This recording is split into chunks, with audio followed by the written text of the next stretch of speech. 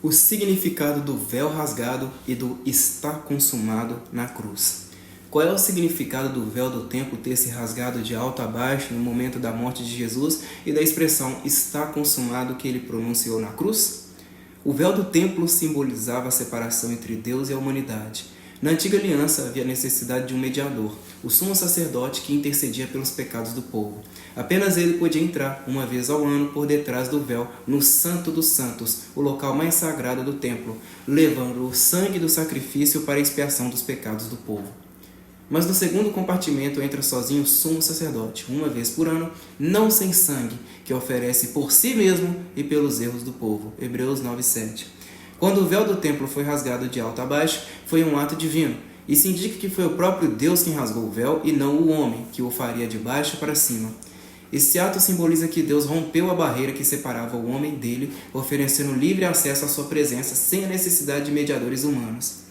A partir daquele momento, o templo físico deixou de ser o local exclusivo da presença divina. Agora, pela nova aliança, nós nos tornamos o verdadeiro templo onde Deus habita.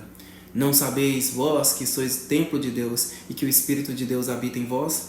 Se alguém destruir o templo de Deus, Deus o destruirá, porque o templo de Deus que sois vós é santo. 1 Coríntios 3, 16, 17. O próprio Jesus profetizou a destruição do templo físico. Em verdade vos digo que não ficará aqui pedra sobre pedra que não seja derrubada. Mateus 24, 1 e 2.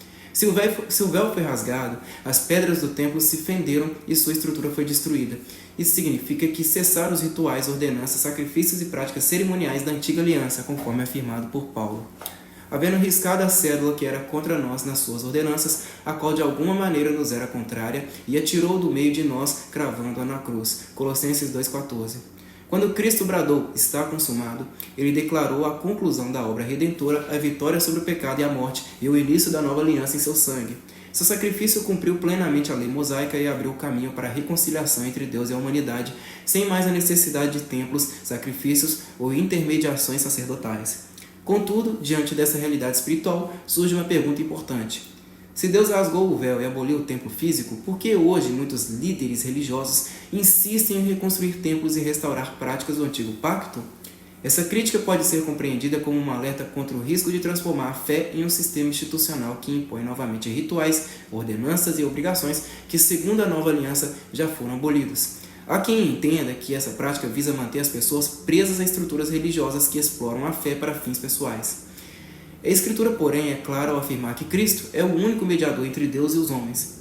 Porque há um só Deus e um só mediador entre Deus e os homens, Jesus Cristo, homem. 1 Timóteo 2,5. Ainda tenho outras ovelhas que não são deste aprisco. A mim me convém conduzi-las, e elas ouvirão a minha voz, e haverá um rebanho e um só pastor. João 10,16. Estai, pois, firmes na liberdade com que Cristo nos libertou, e não torneis a colocar-vos debaixo do jugo da servidão. Gálatas 5:1. Mas agora estamos livres da lei, pois morremos para aquilo que nos prendia, de modo que servimos em novidade de espírito e não na velhice da letra. Romanos 7:6.